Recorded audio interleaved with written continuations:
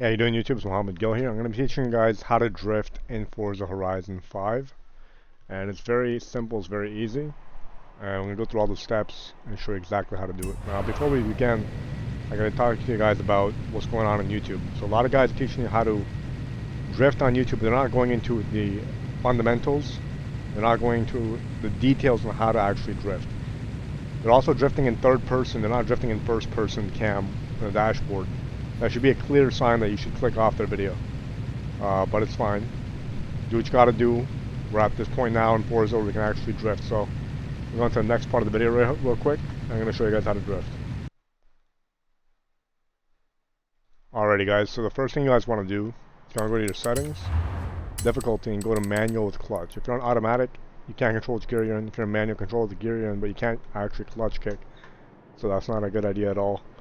And then manual with clutch is how you can actually use the clutch pedal and properly initiate some drift. So the first thing we're going to do is we're going to drift the wrong way. We're going to drift the way everybody's teaching on YouTube how to drift. We're going to go to first gear, approach the corner, go to second gear actually, and then what they do is they tell you to pull the handbrake, let go of the handbrake, and then hit the gas. Now, the problem with this is that in the previous Forza games, they actually punished you a lot more for doing that. But in this game, they don't do that as much. But what you guys want you to do is pay attention to the rev limiter in the game, or in the game itself, or in my screen, the little rev limiter. And what happens is when you pull the handbrake, and you hit the gas afterwards, it doesn't actually rev up immediately. The reason why the engine in the game doesn't do that is the simulation. So what's actually occurring is when you pull the handbrake without hitting that clutch pedal, the engine actually stalls, or the engine actually bogs down to the point where it doesn't maintain its rev, doesn't maintain its engine RPM. So I'll show you when you get in real time. Hit the handbrake, there's no response. Or it's out of control. So pull the handbrake, nothing, and then it goes. So the way to actually counteract that is whenever you pull the handbrake, before you pull the handbrake, you hit the clutch, then pull the handbrake, let go of the handbrake, let go of the clutch. And that's the only way you should be approaching using the handbrake. You're playing with manual. So now that we got that out of the way, let's go into the 4 types of initiation. There's only 4 types of initiations in this drifting game. The first one is called the power over. So you approach the corner, you're inside the corner, and you just slam the throttle. So you're going to the corner, come into the corner, you slam the throttle, and the car goes out of control. And that's what you want to do. You want to upset the car. The next way to approach the corner is something called the Scandinavian flick. You turn away, and then you turn in.